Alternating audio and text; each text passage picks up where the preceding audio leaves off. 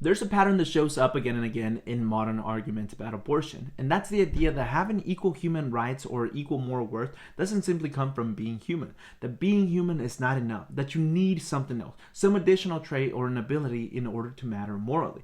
But once you accept that way of thinking, the door doesn't just stop there. It opens up to something far darker. And in the previous video, we saw that clearly with Michael Tooley's argument, which justified infanticide. Now, if you missed that video, I strongly recommend you watching it because it exposes where one of the most common personhood argument really leads to. And I'll leave a link for it down in the description, and I'll also put a little card that shows up here so that you can click on it and go watch it if you missed it. Now, in this video, we're not going to be talking about Tooley, but we're going to be talking about another philosopher who embraces the same basic assumptions but applies it through a different moral framework. The person we're going to be talking about is Peter Singer, who is a well-known ethicist, and his work has really shaped not only academic philosophy but popular moral thinking as well. Like Tooley, Singer denies that all human beings have an equal right to life simply by virtue of being human. And like Tooley, his framework doesn't just stop at abortion, it also justifies killing newborn babies. But before we get started, for those of you who don't know me, I'm Rafael. I'm the host of the Small Town Bible Questions YouTube channel, where I help answer your Bible questions and anything related to Christianity, like topic of abortion.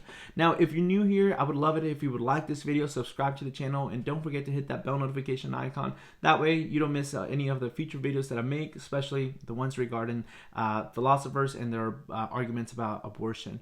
Now, if you've done that, I really appreciate it. It really helps me out with the whole YouTube algorithm and also helps other people find this kind of topic and help them join in the conversation. Now, let's get back into today's video. Now, Peter Singer approaches ethics through a framework known as preference utilitarianism. At its core, this view holds that what makes an action morally right or wrong is whether it best satisfies the preference or interest of those affected. In other words, moral evaluation is not primarily about what kind of beings exist, but about how well the desires of conscious beings are fulfilled overall. Now, that starting point shapes how Singer understands the right to life. On his view, the right to life is not something that automatically belongs to all human beings simply by what they are. Instead, it depends on whether a being is capable of having preferences, especially preferences about its own continued existence. Now, the basic idea for Singer is that death is morally serious because it frustrates the being's desire to keep living.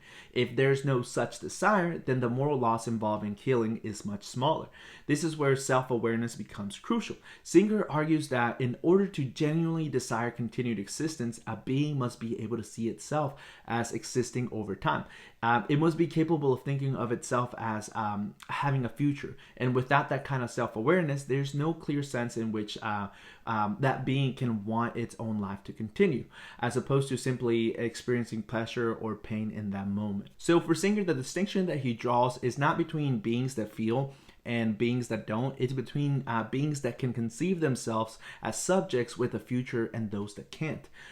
So from this perspective, Singer doesn't claim that newborn infants have no value at all. Rather, he argues that because newborns are not yet self-aware and cannot think of themselves as existing over time, they cannot yet form preferences for continued life. And since the wrongness of killing depends on frustrating those kinds of preferences, then when you kill a newborn, it doesn't violate the same kind of interest that it violates when an adult with that self-awareness is being killed. And this reveals the central assumption driving Singer's view. Moral protection is tied to the strength and kinds of interests a being can have, not in its species or personal identity. So once that framework is in place, there are more implications that follow. For example, many non-human animals like pigs, dolphins, dogs, and even monkeys, they appear to possess a greater degree of self-awareness than human babies. They can anticipate future experiences, pursue goals, and they can also actively avoid death. So on Singer's view, those capacities indicate the presence of stronger future-oriented preferences. So if moral weight is tied to the presence of those preferences, it becomes possible and even likely that some of those animals would have a stronger claim to life than newborn babies. Now, to Singer's credit, he actually applies his reasoning consistently, even in difficult and emotionally charged cases. He argues that if ending the life of a severely disabled infant would lead to the birth of another child with better prospects context for happiness, then the total satisfaction of preferences may be increased by allowing that infant to die. In that situation, moral focus is not on preserving a particular individual's life, but on maximizing overall preference fulfillment. So the conclusion Singer draws is not an accident. On his framework, killing a newborn is not morally equivalent to killing a self-aware person, because the relevant interests are not the same. What matters is not who is being killed, but what interests are set back or satisfied by that act. So his underlying principle is that moral value tracks preference satisfaction. If replacing one life with another results in greater overall fulfillment of preferences, then killing can be morally permissible and in some cases morally preferable. So abortion and infanticide are not exception to Singer's ethical system. They follow directly from the principles he adopts from the beginning. Now, as we go through this rebuttal, the problem is not that Singer's view is unclear. The problem is that the standard he uses to ground the right to life cannot secure the conclusions he wants. And once applied consistently, it undermines the idea that individuals have inviolable worth. Singer locates the right to life in presence of future-oriented preferences. The stronger and more reflective those preferences are, the stronger a being's moral claim becomes, and beings who lack that capacity have weaker claims. So Singer's framework ultimately grounds human value not in what we are, but in what we can presently do. Now, for example, consider a newborn infant who lacks self-awareness alongside a intelligent animal capable of planning communication and social bonds. On this view, the animal could possess a stronger claim to life than the child. So then equality is no longer rooted in our shared humanity, but in fluctuating abilities. Abilities that can be diminished by injuries, erased by disease, or maybe never even developed at all. So the very people that we as humans recognize as the most vulnerable are precisely the ones that this standard leaves at least protected. And once that principle is applied across the full range of human life, the implications become unavoidable. Again, newborn infants, individuals with profound cognitive disabilities, and humans who have permanently lost the capacity for future-oriented preferences fall outside of the criteria Singer sets for a robust right to life. Meanwhile, some animals may satisfy those criteria, and the result is a moral framework in which the boundary between human and non-human dignity dissolves, and where possessing greater cognitive function can matter more than belonging to the human family itself. And at least Singer accepts this conclusion, but accepting it comes at a serious moral cost. For example, Singer again argues that what ultimately matters is the satisfaction of preferences, especially future-oriented ones. But he never provides a non-arbitrary reason why those preferences themselves should be the foundation of moral worth. Why should the ability to want things be what makes killing wrong? Why not a rational nature, personal identity, or simply being a member of the human family? Singer doesn't discover this principle, he just chooses it. And once that choice is made, the implications become stark. For example, if moral value depends on preferences, then a newborn infant or someone with severe cognitive impairments have less moral protection than a self-aware animal that's capable of planning its future.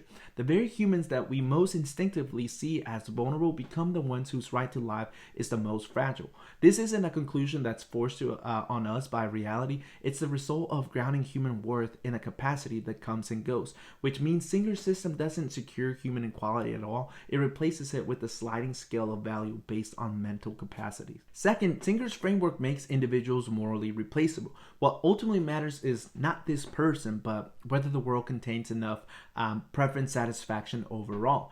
If killing one individual and replacing them with another increases total satisfaction, then the killing is justified. So in other words, no one is inviolable, not because they've done anything wrong, but because someone else could generate more value. Your right to live depends on whether you outperform a possible substitute. So people stop being valuable in themselves and become interchangeable. So again, on this view, the tragedy of death is not that someone was lost, but merely that a certain quantity of preference satisfaction disappeared, which in general is a quantity that could, in principle, be replaced. Third, Singer's theory cannot explain why killing this particular person is wrong. It can only explain why an outcome is worse overall. But justice is personal. If someone murders your child, the wrong isn't just that the world has less happiness in it. The wrong is that your child was unjustly killed. A moral theory that can't account for that kind of personal injustice leaves out something essential about morality itself. And finally, Singer's view makes human worth conditional on mental performance. Some beings count fully, others count less, and some not at at all. But the very idea of human rights exists to reject that kind of hierarchy. Human equality isn't grounded in what we can do, but on what we are. So if dignity depends on abilities, then equality becomes an illusion, and the strongest will always decide who counts. In the end, Peter Singer grounds moral worth not in personal identity, but in the capacity to perform and satisfy preferences. And again, one's dignity is tied to psychological capacities rather than on who someone is. Equal human rights lose their foundation. Capacities come in degrees, emerge gradually, and can be absent or lost. Whereas identity, you don't have that problem. Preferences, after all, can change, and mental abilities can weaken or even disappear through injury, illness, or age. But a human being doesn't become a different individual when their capacities change. The same person persists through every stage of development and decline. A society built on Singer's principle cannot protect all human beings equally. It protects only those who meet a certain cognitive threshold, while others are protected only conditionally, valued insofar as they can satisfy standards set by those with greater power. That is why Singer's framework ultimately fails. Any moral system that permits the killing of newborn children or humans who permanently lack the capacity for future-oriented preferences treats individuals as replaceable units rather than as inviolable persons. Human rights must be grounded in what someone is, not in how well they are functioning, and only a shared human nature can provide that foundation. Now that is the end of this video. If you like this video, again, please like, and if you haven't done so, subscribe to the YouTube channel and make sure you hit that bell notification icon. That way you don't miss the next videos that I make as we keep going through this series of some of the philosophical arguments that people make to justify abortion. Now that's all that I have for today. Till next time, God bless.